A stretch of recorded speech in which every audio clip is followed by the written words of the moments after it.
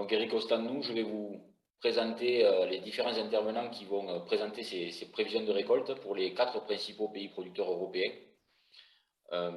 Donc, premièrement, pour la France, on a une nouvelle venue avec Estelle Alarcon de la coopérative Lamelba, responsable commerciale de la coopérative Lamelba près de Perpignan. Bruno Darnaud, président de l'AOP Pêche et Abricot de France. Pour l'Italie, Elisa Macchi, directrice du Centro Servizio Ortofrutticolo de Ferrara, dans le nord de l'Italie, en Émilie-Romagne. Pour l'Espagne, Javier Bassols, de la Fédération des coopératives agricoles espagnoles. Et pour la Catalogne, Manel Simó, à Frucat, de l'Association des producteurs de fruits de Catalogne. Et enfin, Georges Kanzios, pour la Grèce, de la coopérative Azepop, à Naoussa, en Macédoine grecque. On va démarrer sans plus attendre ces prévisions de récolte avec, comme on le fait habituellement, un petit retour en arrière sur la campagne 2021 avec la carte d'Europe des niveaux de production que nous avons connus l'année dernière et donc la tour d'Europe que nous avons réalisé des différentes situations. Campagne 2021 qui a bien sûr été marquée par le gel, mais on va le découvrir avec nos différents intervenants. On va peut-être commencer par la Grèce, Georges Kanzios. Donc, comment s'est déroulée cette campagne 2021 l'année dernière en Grèce? Alors, bonjour à tout le monde. La campagne de 21, elle était une campagne difficile à cause de la très petite production. On a eu beaucoup de dégâts et presque les dégâts dépassaient la moitié de la production grecque à une année normale. Après un hiver qui était très doux, et l'année elle était précoce. Au mois de février, au mois de mars, on a eu des gels et des températures très basses. Ils ont fait des dégâts, mais ensuite, pendant l'été, on a eu 2 fois des orages de grêle où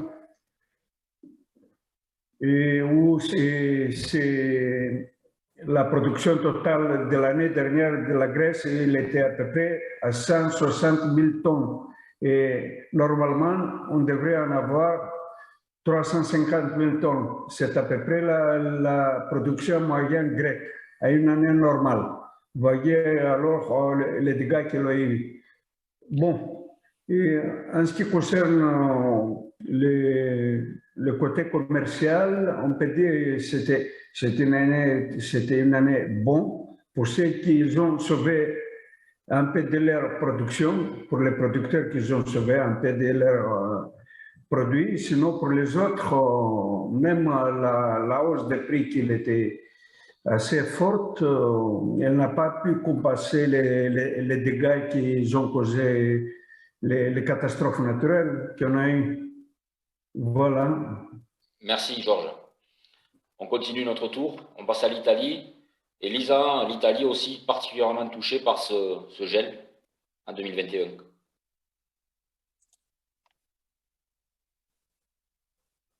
On ne t'entend pas, Elisa.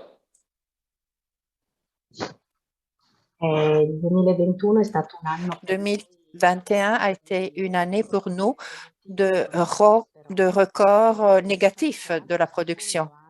C'est la deuxième année où nous avons enregistré un déficit de production très important. La dernière année de bonne production a été 2019 lorsque nous avons eu 1 200 000 tonnes, tandis qu'en 2020, nous sommes descendus au-dessous de 800 000, en 2021, 760 000 tonnes. Donc, très, très loin du potentiel de l'Italie normale. Les raisons sont les raisons déjà mentionnées par le collègue Grèce, c'est-à-dire le grand gelée, les fortes gelées qui a frappé tous les bassins les plus importants de production, de même que nous avions enregistré en 2020. En plus des gelées, nous avons eu beaucoup de sécheresse et de grêle pendant l'été. Donc, d'un point de vue de la production, nous avons vraiment touché le minimum absolu que nous n'avions jamais enregistré en Italie.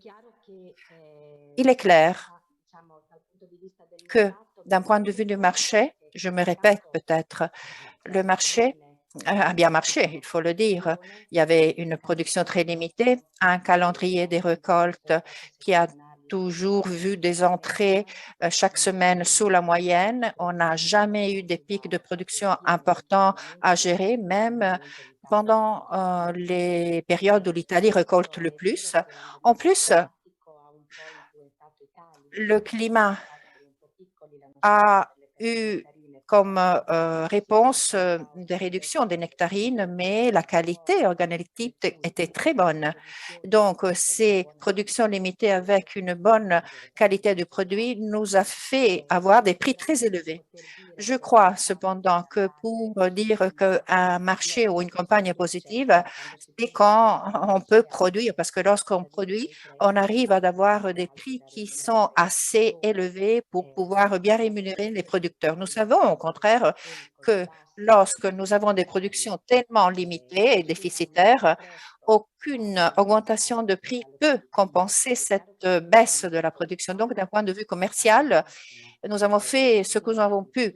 Les rendements pour les producteurs n'ont pas été satisfaisants parce qu'il faut le dire, il faut produire, parce qu'on est là pour produire et non pas pour ne pas le faire. Donc, la campagne a été tout à fait particulière. Merci, Elisa. On continue avec l'Espagne. Javier Bassols, l'Espagne également touchée l'année dernière, en 2021, par le gel, mais moins sans doute que les trois autres pays producteurs européens. Donc, comment s'est déroulée cette campagne 2021 pour les producteurs espagnols? Por favor, Eric, hazme la pregunta en español. Eric, si vous pouvez me poser la question en espagnol. Vous devriez vous connecter en bas, il y a interprétation et vous choisissez la langue espagnole. En castellano, ¿cómo fue la temporada pasada, el 2021, Sí. en España? Un país que ha tenido menos heladas a lo mejor que los otros. Comment a été la campagne l'an dernier vu qu'il y a eu moins de gelée? C'est vrai, en 2021, il y a eu une baisse de la production par rapport aux productions en moyenne des 5 dernières années, mais c'était un pourcentage réduit. Si l'Espagne a des productions moyennes d'1,4 million tonnes, et donc ça a été autour d'1,3, 1,2 million. En 2021, certaines régions ont souffert les gelées, le gel, mais ça n'a pas été significatif. Par rapport au volume, on peut dire que ça a été une campagne acceptable si on la compare avec la France, l'Italie, la Grèce, qui ont eu une campagne plus courte. L'Espagne, l'an dernier, il faut dire qu'elle a amélioré, oui, sa production. Comment s'est comporté le marché? Les prix ont été acceptables, des prix lors de la campagne acceptables. On n'a pas encore souffert en 2021 l'augmentation des coûts. On va en parler plus tard. Ça fait en hiver, on a souffert de cela et en 2022 aussi. Nous pouvons dire donc que la campagne en 2021 des volumes acceptables et dans les exploitations, une production un peu inférieure, mais bon, normale quand même. Merci, Javier. Et pour compléter, peut-être Malène, du côté de la Catalogne, qui est une forte région de production dans le nord de l'Espagne, comment s'est déroulée cette campagne 2021 pour les producteurs? Buenas tardes. Bueno, destacar que nosotros en Cataluña. Bonsoir tout le monde. Et en Catalogne, l'an dernier, ça faisait 2 années de suite sous le gel. Ça va être la 3e année. On va en parler plus tard. En 2020 et en 2021, ça a été des années où on a eu des dégâts de gel, pas avec la même intensité que nos collègues en Italie. L'an dernier, en Catalogne, on avait ces chiffres, 300, 400 millions de tonnes par rapport à notre potentiel. C'est 38% en moins par rapport à notre potentiel de 550 000 tonnes, donc moins de production dans la ligne semblable à 2020. Mais du point de vue commercial, à cause du manque de produits en général dans toute l'Europe, pour les raisons qu'a signalé Elisa, le marché était fluide, 550 millions. Et nous n'avons pas accumulé donc de stock dans nos chambres froides. Les prix ont été corrects. Normalement, nos agriculteurs, pour pouvoir faire des investissements, ont eu des prix corrects et donc le bilan est positif. Mais j'insiste, loin de notre potentiel de production d'un 38% de différence. Ok, merci. On finit par la France. Bruno, pour commencer peut-être sur la situation notamment dans le nord de la zone de production, c'est-à-dire Vallée du Rhône, et Estelle complétera pour la partie sud. Cette campagne 2021, comment elle a été pour les producteurs français? Alors, bonjour à tous. Une campagne 2021 qui a été marquée par le gel du 8 avril 2021 et qui a touché les régions françaises de façon différente, puisque la région Rhône-Alpes a été très fortement touchée. La Provence, le Gard, un peu moins et avec des situations assez hétérogènes. Et Estelle parlera du Roussillon, mais dans le Roussillon, on était à peu près proche de la normale. Donc, ça reste au global une année de faible volume, même si on a fait un peu plus que les prévisions. Mais ça reste quand même une année, l'une des plus faibles depuis ces 30 dernières années au global pour les pêches nectarines françaises. Le deuxième point important sur cette campagne, c'est la météo, qui a été, quand même, je le rappelle, très mauvaise sur les lieux de consommation, puisqu'on a eu un été très humide et très frais. Et avec tout ça, on a eu plutôt un marché équilibré, même si ça a été un peu compliqué au départ, le temps de stabiliser les prix de vente et de stabiliser un peu les volumes que l'on pouvait fournir aux distributeurs. Mais globalement, ça s'est plutôt bien passé avec un déficit plus marqué, on va dire, sur le début de saison et le milieu de saison. Voilà, donc c'était une campagne atypique avec des résultats très différents d'un producteur à l'autre, frustrant pour les producteurs qui n'avaient pas de production et plutôt bonne à très bonne pour les producteurs qui avaient une production. Voilà, donc on a eu des prix assez élevés dans le commerce et une consommation, alors certes un peu basse, puisque je crois qu'on doit être à 5 kilos de moyenne par ménage sur la campagne 2021. C'est faible, mais ça a été compensé quand même par les prix à la consommation. Donc, au final, une année globalement positive pour la pêche et nectarine française. Merci Bruno. Estelle, pour compléter, le Roussillon avait été relativement épargné, à part le secteur du Conflans, mais globalement, pour les producteurs de catalans, ça a été plutôt positif, cette campagne 2021. Le micro, Estelle.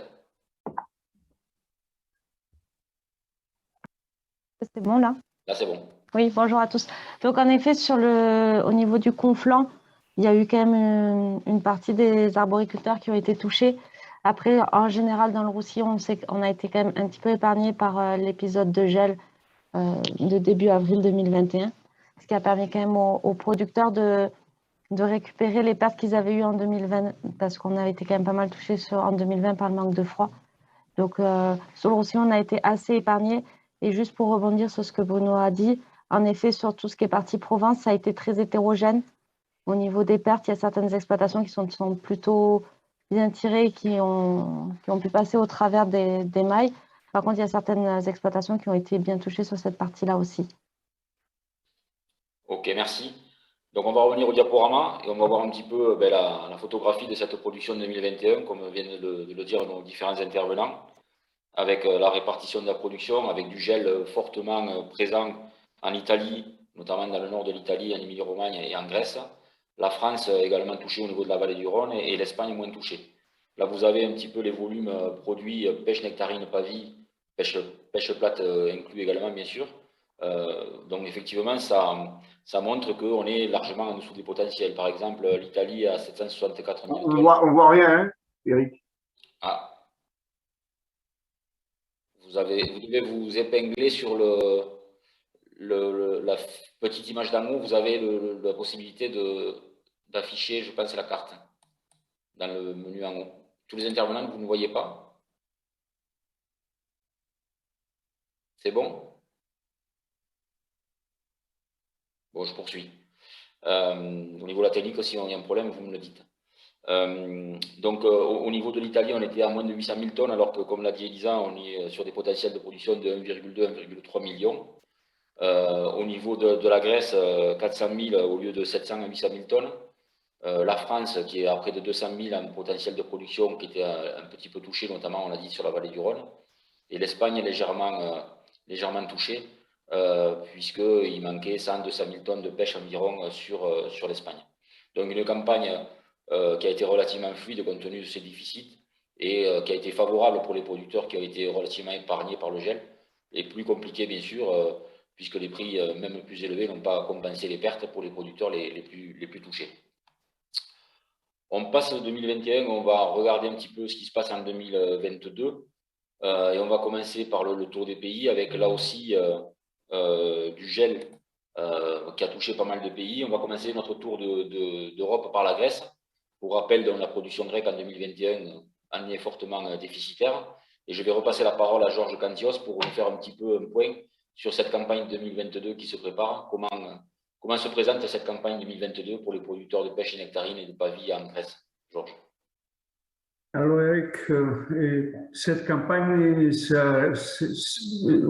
on peut dire qu'elle ressemble plutôt à la normale. Ça veut dire, après un hiver doux, il a fait certains froids au mois de février et au mois de mars.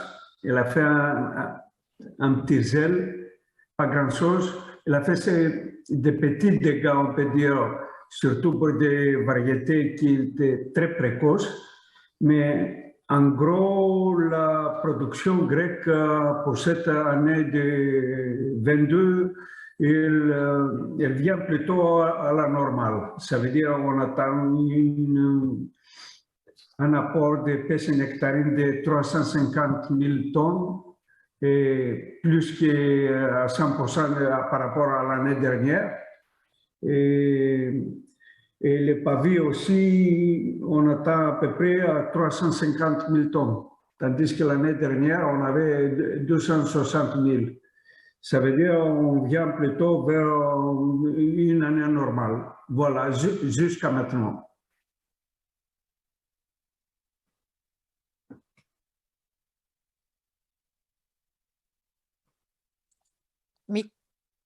Allô? Micro, Eric. Pardon, si moi je ne mets pas le micro, ça ne va pas fonctionner non plus.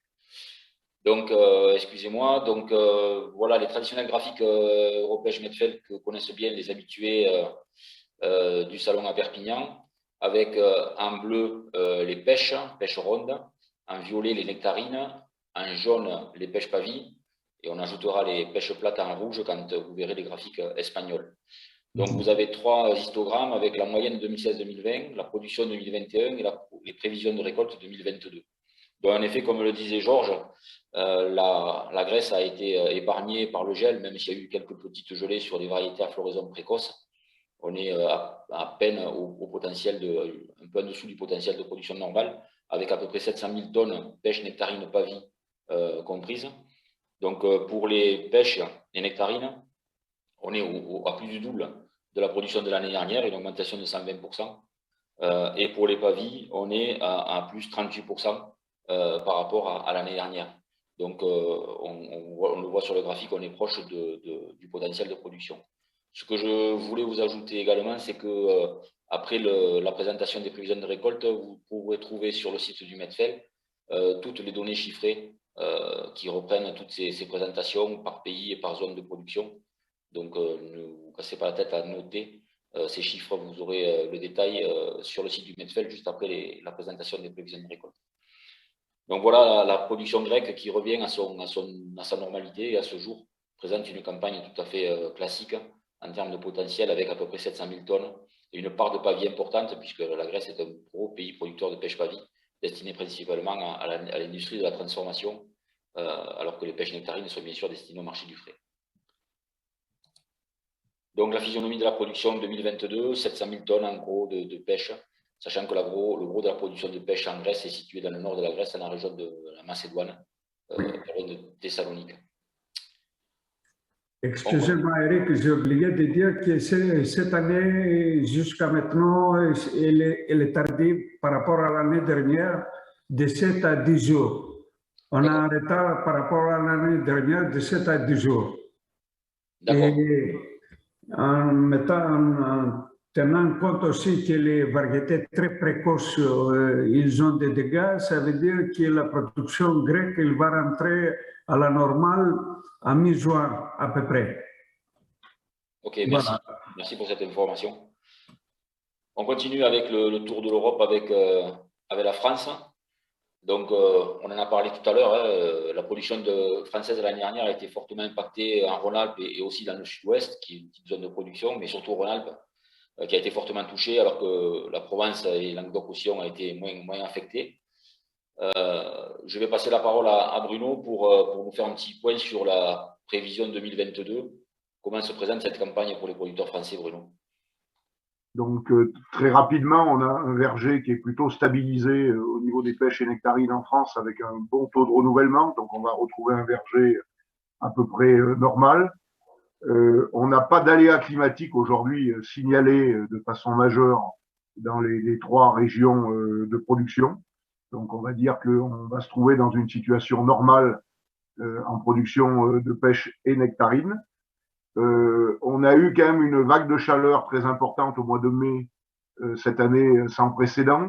Donc je pense que ça va jouer sur le côté qualitatif au niveau des fruits. Et contrairement à la Grèce qui annonce 7 à 10 jours de retard, si on compare aujourd'hui avec les cerises ou les abricots, on a quelques jours d'avance. Mais on va attendre le début de campagne pour bien situer, mais on devrait se trouver avec une année plutôt en avance. Donc situation normale, sans aléas climatiques signalés de façon majeure.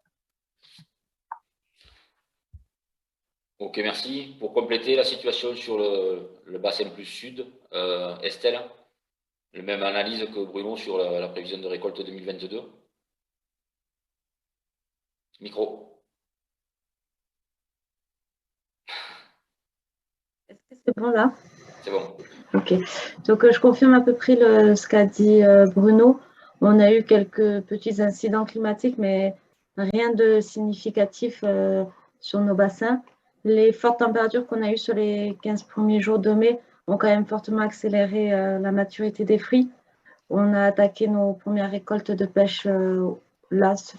Aujourd'hui, on a eu les premiers apports et cette fin de semaine, ça va s'intensifier. On a quand même, par rapport à l'année dernière, sur les variétés précoces, 5-6 jours d'avance.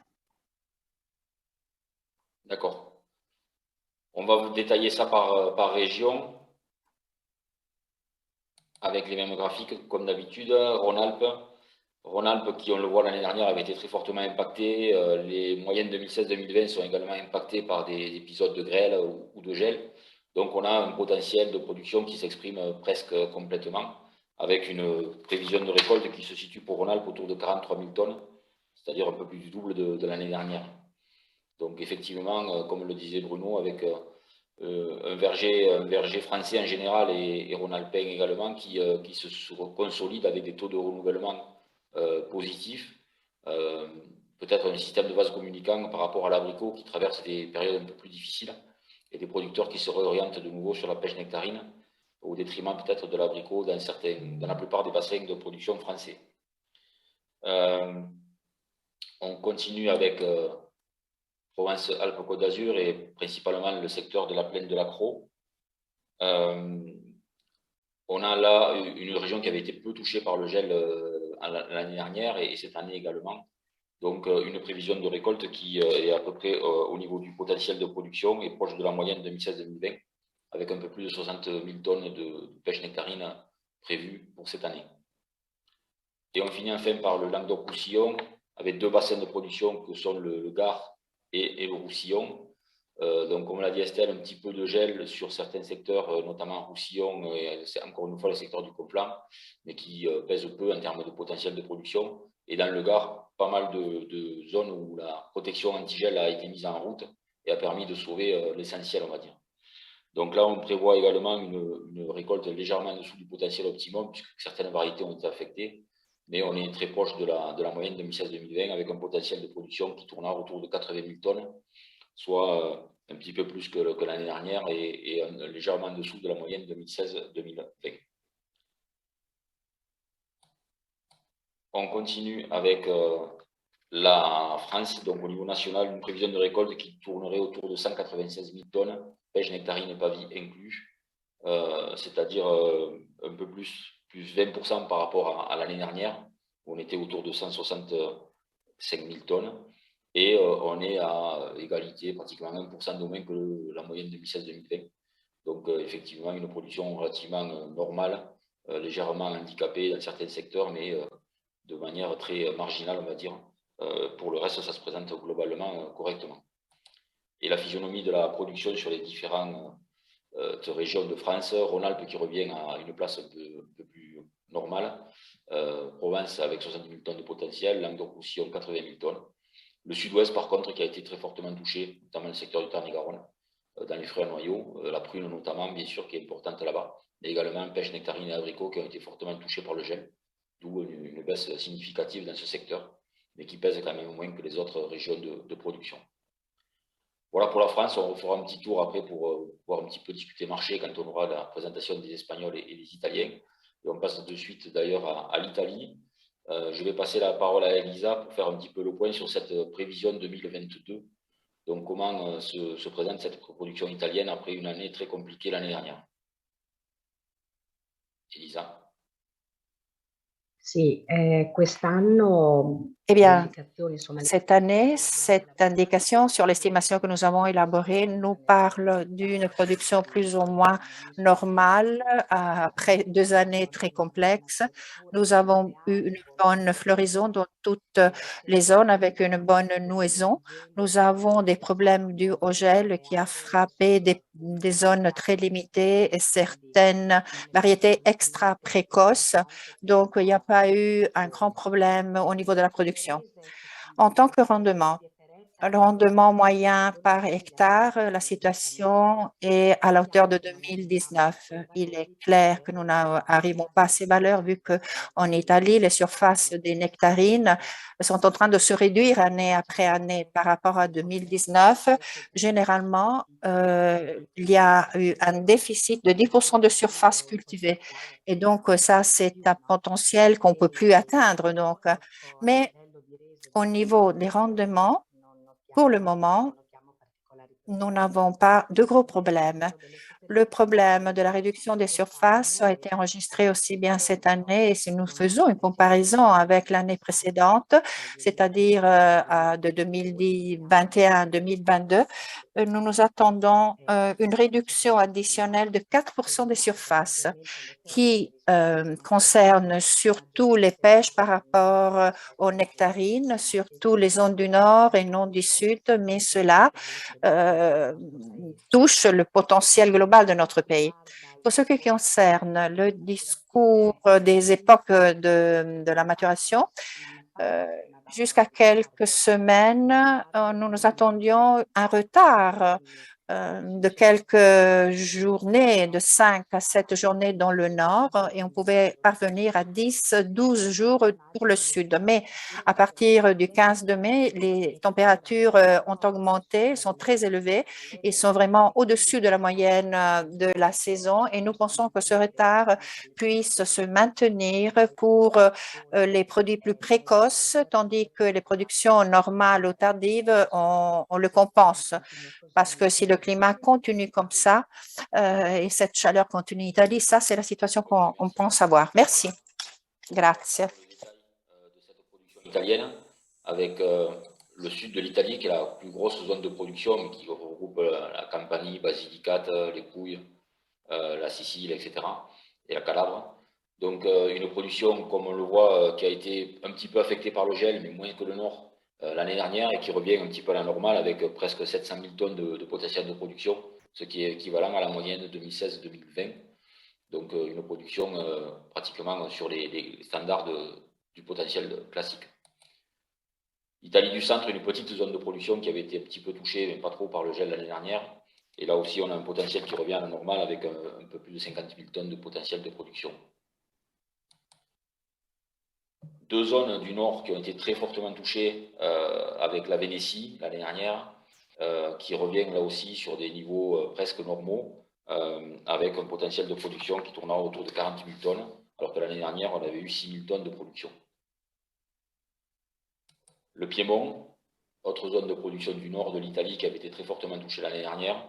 Là aussi, on a une production qui est quand même inférieure au potentiel de production normal, autour de 100 000 tonnes, 110 000 tonnes, alors qu'on avait une moyenne qui tourne autour de 130 000 tonnes, une région de production tardive spécialement axée sur les nectarines notamment. Et la grosse zone de production du nord de l'Italie, l'Émilie-Romagne, qui l'année dernière avait connu un gel très très important, avec 110 000 tonnes de production de pêche nectarine pavie, et qui remonte à 180 000 tonnes, là aussi légèrement en dessous de la moyenne 2016-2020, en partie liée sans doute à ce que disait Elisa, c'est-à-dire la baisse des surfaces ces dernières années qui se continue, notamment dans les régions du nord, baisse des surfaces de production en pêche nectarine en Italie. Et quand on fait la synthèse donc, au niveau du pays, de toute l'Italie, on a une production qui va dépasser 1 080 000 tonnes contre une production qui l'année dernière était à 764 000 tonnes. Donc une augmentation pour les pêches nectarines de 43% par rapport à l'année dernière et une baisse de 8% par rapport à la moyenne. Donc on a quand même un potentiel italien qui est conjoncturellement ou également sans doute structurellement en dessous de ce qu'il était ces années passées. Donc avec un léger déficit de production, mais un retour quasi à la normale pour le potentiel de production italien, autour de 1 100 000 tonnes. Mais c'est vrai qu'on ne voit plus les 1 200 ou 300 000 tonnes qu'on avait dans les années passées en Italie. Donc la carte de la production, avec le sud qui reste la principale zone de production, puis l'Émilie-Romagne qui revient sur des niveaux un petit peu standards, Piémont également, une région qui compte sur notamment le créneau très tardif. Voilà pour l'Italie. Et on va terminer par une prévision qui est sans doute attendue, puisque, comme on l'a dit tout à l'heure, l'Espagne l'année dernière avait été relativement épargnée. Et cette année, ça n'a malheureusement pas été le cas, et notamment les zones du nord. Donc je vais passer de suite la parole à Javier Bassols pour nous faire un petit peu une cartographie de cette production 2022 de pêche nectarine et pavie en Espagne. Donc comment se présente cette campagne qui a déjà démarré d'ailleurs pour les régions du sud, Andalousie et Murcia, qui sont déjà sur les marchés.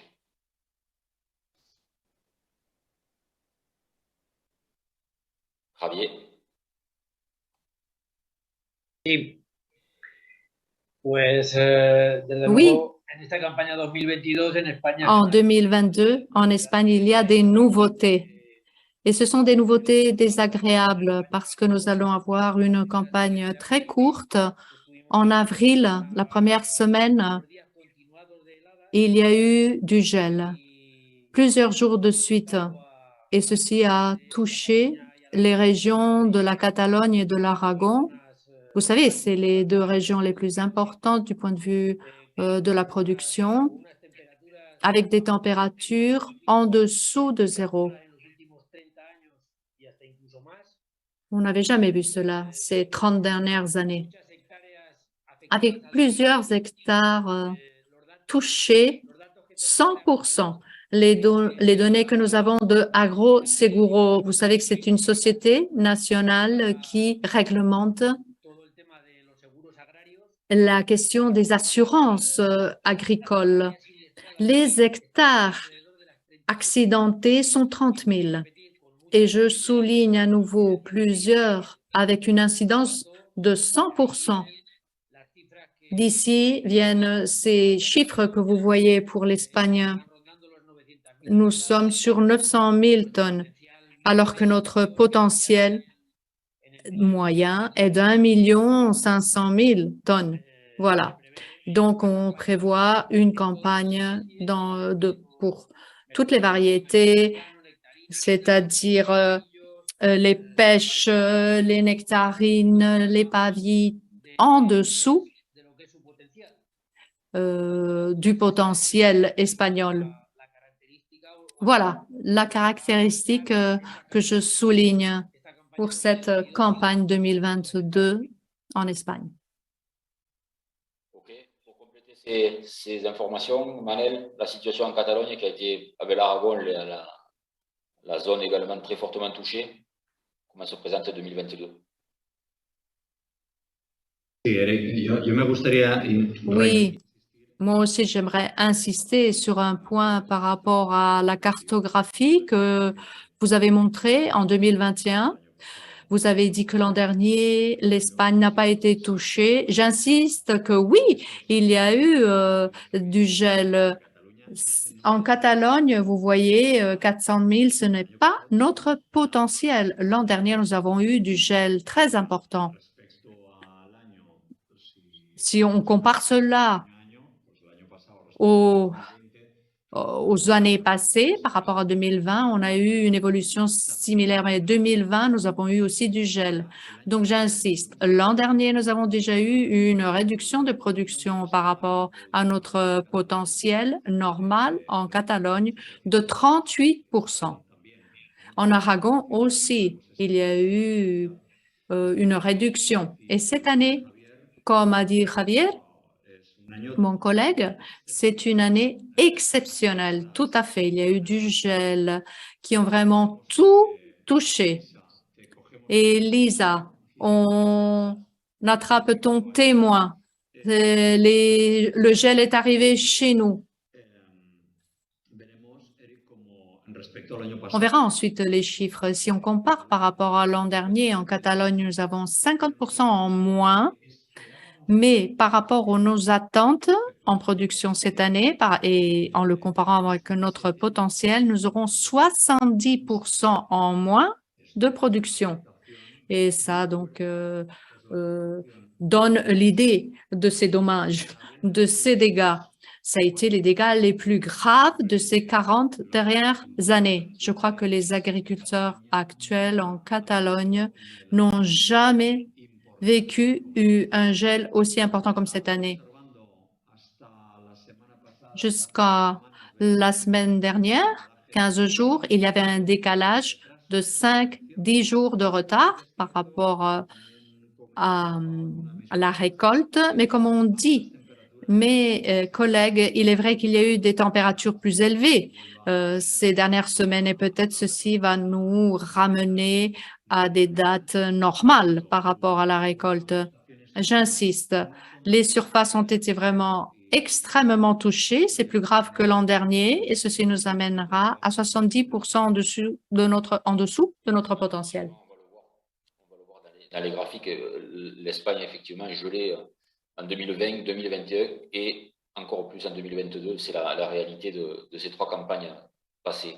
On va le voir sur les graphiques avec les régions qui n'ont pas été touchées cette année ou peu touchées, c'est-à-dire les régions du sud, avec l'Andalousie qui a déjà bien démarré sa campagne, avec une production qui est proche de celle de l'année dernière. Donc apparemment une baisse par rapport à la moyenne 2016-2020, pas trop d'informations sur cette région de production, mais semble-t-il là aussi des problèmes structurels et conjoncturels qui expliquent cette réduction du potentiel de production.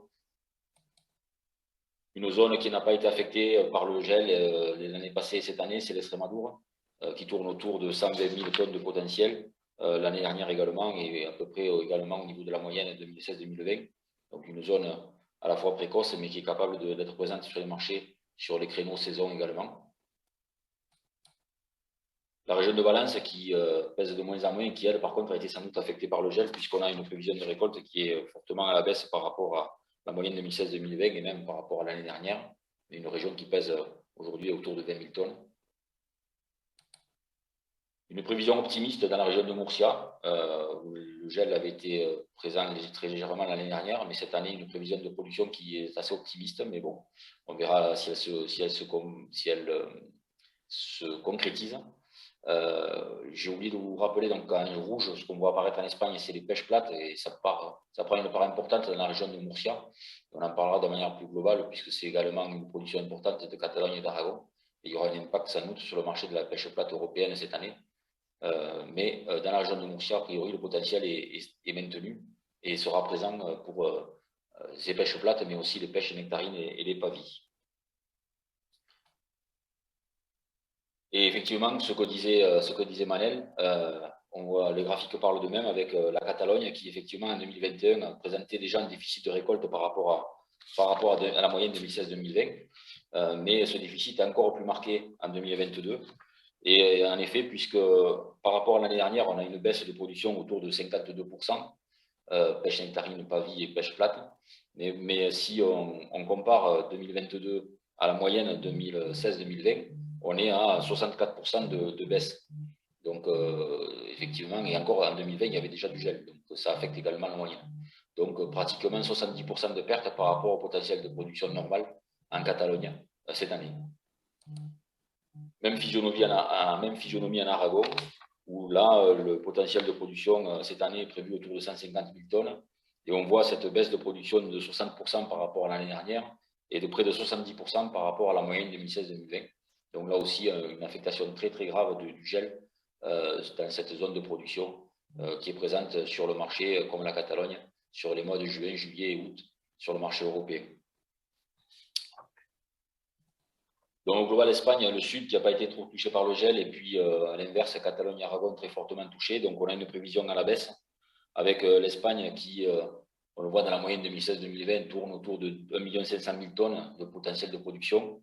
L'année dernière, donc affectée par le gel dans le nord, notamment Catalogne et Aragon, avec 1 300 000 tonnes de production l'année dernière. Et cette année, une production qui n'atteindra pas les 900 000 tonnes. Donc, ça fait une baisse de 25% par rapport à l'année dernière au global espagnol sur les pêches nectarines et une baisse de 40% par rapport à la moyenne 2016-2020. Donc, ce qui fait au niveau de la carte une production relativement normale pour Extremadure, Murcia, Andalousie. Et par contre, une affectation très importante sur la Catalogne et l'Aragon où on est à, comme on l'a dit, 50% voire 70% par rapport à la normale de production. Donc, quand on cumule cette campagne qui est de gel qui a été fortement impactante sur l'Espagne, moins sur la France, l'Italie et la Grèce, on a la physionomie que vous avez là devant sous les yeux, avec une production européenne qui est prévue autour de 2,9 millions de tonnes pêche nectarine pavie comprise, contre l'année dernière 2,6 millions. On a donc une augmentation de 15% environ pour la pêche nectarine et pêche plate, et une petite baisse par rapport au pavis, ce qui est logique puisque les deux zones de production importantes que la Catalogne et l'Aragon ont pas mal de pavis, et donc effectivement ça a touché cette production en particulier. Donc une campagne 2022 qui au global sera un petit peu supérieure à la campagne 2021, mais le gel s'est déplacé puisque c'était l'Italie et la Grèce et la France qui avaient été affectés, et cette année c'est l'Espagne, donc il y aura un impact sur la répartition des volumes au niveau du potentiel de production. Donc une production 2022 en baisse, en hausse par rapport à l'année dernière, mais en baisse par rapport à la moyenne 2016-2020. Et si on reprend l'évolution de la production, on se situe, donc, comme vous voyez en bout de graphique, au-dessus de l'année dernière, mais on est quand même sur une campagne très déficitaire. On est successivement sur 3 campagnes déficitaires, 2020, 2021, 2022. Et il faut remonter à 2003 ou à 97-98 pour retrouver des niveaux de production aussi faibles en Europe. Donc, on est loin des 4 millions, 3 millions et quelques qu'on avait atteint certaines années. Donc, on est sur 3 années consécutives de déficit de production au niveau européen. Et ce déficit de production, il est donc particulièrement marqué sur l'Espagne, et sur les autres régions, on est légèrement en dessous du potentiel, mais pas loin de ce potentiel de production. Donc on va refaire un petit tour pour parler un petit peu marché, pour parler également des effets un petit peu collatéraux, on va dire, des différentes crises qu'on subit au niveau économique, au niveau géopolitique, avec la guerre en Ukraine et en Russie, avec l'augmentation du coût des matières premières, avec l'augmentation de l'inflation. J'aimerais d'abord peut-être un petit peu poser la question à Manel pour la Catalogne, qui est une zone d'exportation importante. Il y a des questions qui se posent un petit peu sur l'impact de la crise, de la guerre en Ukraine, notamment, et en Russie. Est-ce que, cette année, c'est particulier parce que cette guerre en Ukraine vient avec une récolte très faible au niveau de la Catalogne. Donc, comment les opérateurs commerciaux catalans envisagent cette campagne 2022 sur le marché européen.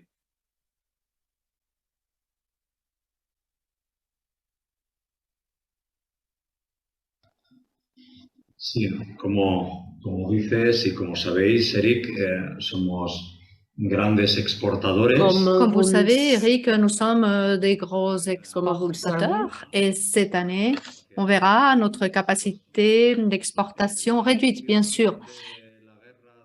La guerre a touché évidemment l'Espagne. Nous avons une augmentation des prix, des coûts, de l'énergie et ceci a impliqué une augmentation de tous les coûts qui concernent la logistique, aussi par rapport aux matières premières, les emballages, le conditionnement. Et donc, c'est une année exceptionnellement difficile du point de vue des coûts de production. Et nous l'avons vu ces derniers mois. Pendant la guerre, nous avons ces coûts qui se sont augmentés et la commercialisation de la pomme lors d'une commercialisation pleine en Europe, il a été très difficile de transférer ces coûts sur toute la chaîne. Cette année, en été, il est tout à fait nécessaire de répercuter ces coûts sur le prix de vente du produit. Nous pensons, il y a un mois, que nos coûts de production par rapport à l'an dernier étaient de 30-35% en plus. Je parle du champ, de la production et du conditionnement. Donc, c'est une année dangereuse. Il était important de répercuter cette augmentation des prix sur le prix de vente à cause du gel, mais aussi ce manque de produits dans toute l'Europe. Je crois que ce ne sera pas difficile, c'est-à-dire ce sera facile de répercuter cette augmentation du prix par kilo. On doit exiger à nos clients que ces coûts se répercutent. Ce ne sera pas difficile. J'insiste là-dessus parce qu'il y a un manque de produits en général dans toute l'Europe, même si il y a eu des régions, des bassins de production qui ont récupéré un peu leur potentiel de production. N'oublions pas qu'une des zones les plus importantes avec un potentiel de production très important, c'est la vallée de l'Èbre. Catalogne, Aragon, et justement, cette vallée a été la plus touchée à cause du gel. Pour résumer donc, une campagne caractérisée par des augmentations de coûts liées à l'énergie. Je crois qu'il y aura un manque de produits en général. Ce sera généralisé. Tous les opérateurs, depuis plusieurs semaines, essayent de planifier leurs achats, et qui ne le fera pas va rester sans produit. Voilà, ça va être une campagne courte. Pour compléter peut-être, sur des segments que tu connais bien comme l'industrie, comme également les pêches plates, l'Espagne va être particulièrement déficitaire puisque l'Aragon et la Catalogne sont deux zones de production importantes pour ces produits-là. Comment tu vois ce marché 2022? Sí, pues por supuesto. Oui, bien sûr. La producción de melocotón amarillo. Tel que l'on voit donc pour les pavis en général. On ne l'entend plus. Como para los cremogenados y los concentrados, ¿vale? Porque ya lo dicen los datos, el año pasado. Les données en parlent. Nous avions 350 000 tonnes l'an dernier pour les pavis et cette année, nos prévisions sont de 180 000 tonnes, donc bien en dessous des besoins nationaux.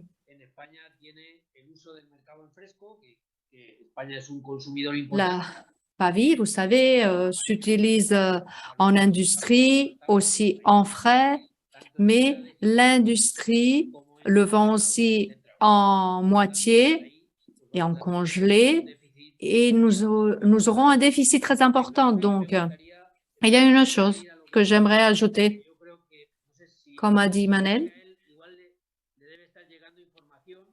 et j'imagine qu'il a des informations, mais moi, par rapport aux régions du Sud qui sont en pleine campagne, j'ai des informations. Les grandes surfaces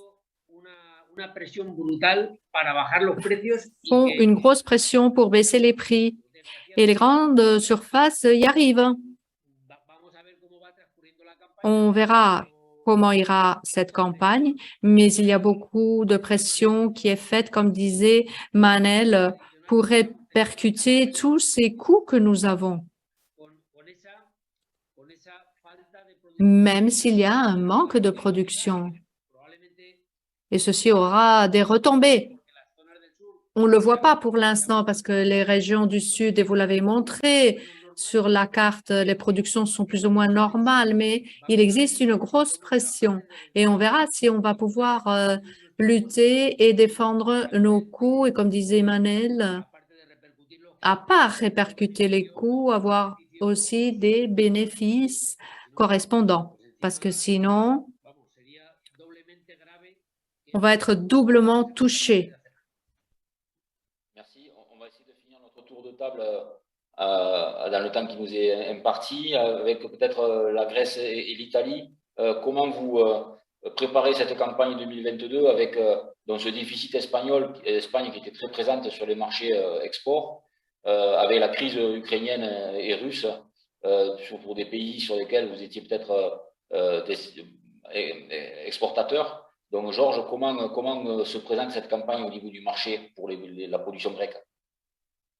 Et moi, je pense que ce sera une campagne difficile. Et bon, parce que le secteur grec il est exposé vers l'Europe de l'Est, ça veut dire vers l'Ukraine et la Russie. Avec la guerre, il est déjà difficile, mais c'est pas seulement ça. C'est toute la crise économique, c'est l'inflation, tout ça se rajoute et c'est pour ça que moi, je crains qu'on ne pourrait pas demander au SEM de répercuter comment dire, les mots pour les coûts de production, tout ça, je ne sais pas si on peut les rattraper par les prix, je crains. Voilà, je ne sais pas si vous avez compris ce que je voulais dire. Oui, tout à fait, tout à fait. Elisa, l'Italie qui était un grand pays exportateur, l'Espagne avait repris pas mal de marchés. Est-ce que cette année, pour les metteurs en marché italiens, c'est l'occasion de reprendre des parts de marché sur le marché européen? C'est l'objectif? Si nous regardons les quantités, il est clair que cette année, nous sommes dans la condition d'avoir de bonnes productions. Si la situation ne change pas, probablement dans la phase de début, c'est-à-dire des productions les plus précoces, on aura de la production en Europe, vu que le sud de l'Espagne, j'ai compris qu'il y a de bonnes productions, l'Italie du Sud de même.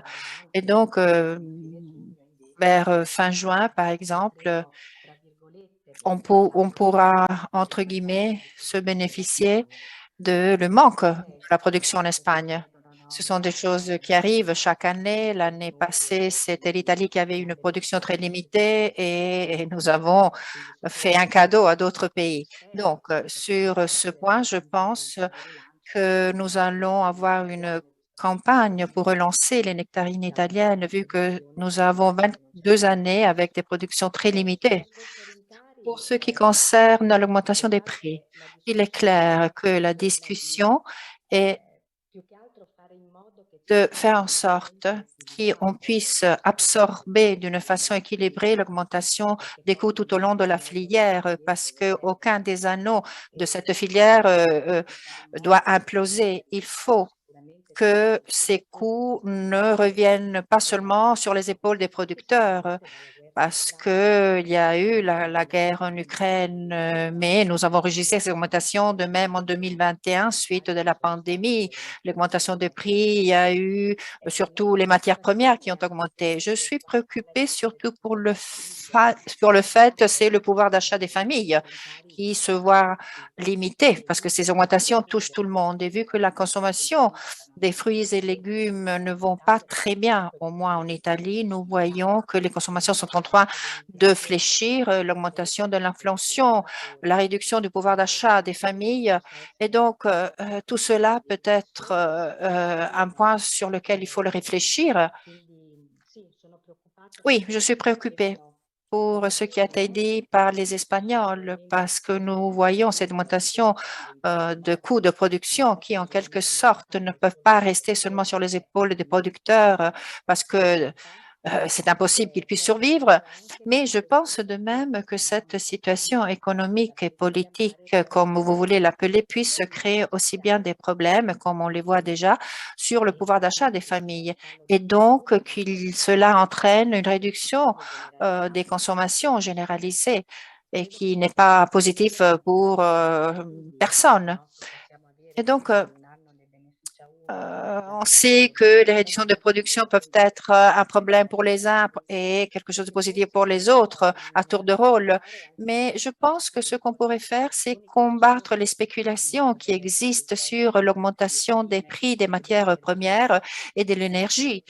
Je crois qu'on le enregistre non seulement en Italie, mais dans tous les pays. Ce serait donc une action importante à mener et chercher, oui, de distribuer d'une façon plus équilibrée parce que je m'attends même à une réduction des consommations de les familles qui pourrait vraiment mettre en crise tout le secteur. On va conclure avec Bruno Darmon.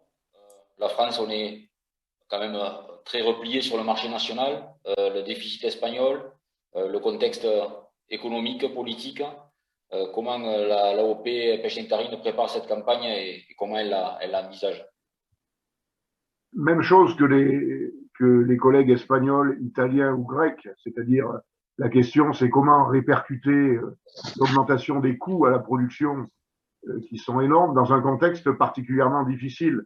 Depuis le mois de novembre dernier, on a un rayon fruits et légumes où le consommateur est peu présent et donc on assiste depuis ce début du mois de novembre à une guerre des prix énorme entre les distributeurs. Donc c'est comment on va pouvoir résister à cette guerre des prix. Donc l'AOP tente de préparer au mieux cette campagne à travers la promotion et puis notamment d'expliquer que sur un produit comme la pêche nectarine, on rappelle que l'année dernière, le prix à la consommation était quand même élevé et que cette année, même dans un contexte inflationniste, on devrait retrouver un prix qui, pour le consommateur, ne sera pas plus élevé qu'en 2021, contrairement à la campagne médiatique qui est faite aujourd'hui sur l'inflation. Je pense qu'on a une carte à jouer pour dire que les pêches nectarines à la consommation ne feront pas partie des prix qui vont déclencher l'inflation. Donc, tous ces éléments-là, on essaie de les faire partager aux distributeurs, mais l'enjeu, je répète bien, c'est bien d'arriver à répercuter la grande majorité des coûts, parce qu'on le rappelle, aujourd'hui, l'augmentation des coûts est énorme. Aujourd'hui, que ce soit dans les vergers ou dans les stations, ou dans le transport, ou dans la logistique, et tout ça ne peut en aucun cas être absorbé par la production. Ok, merci. Ben, merci à tous. Il est 17h. C'est l'heure de passer à la table ronde suivante. Table ronde avec un intervenant remuant qui avait été remarqué à Medfeld et qu'on a fait revenir, et un animateur remuant également. Hein. Donc je laisse la parole à Olivier Masbou et Olivier Dauvert qui vont vous parler d'éducation à l'alimentation. Et je vous dis merci à tous, au revoir, bonne campagne 2022 et sans doute à l'année prochaine pour de nouvelles prévisions de récolte. Merci à tous les intervenants et au revoir.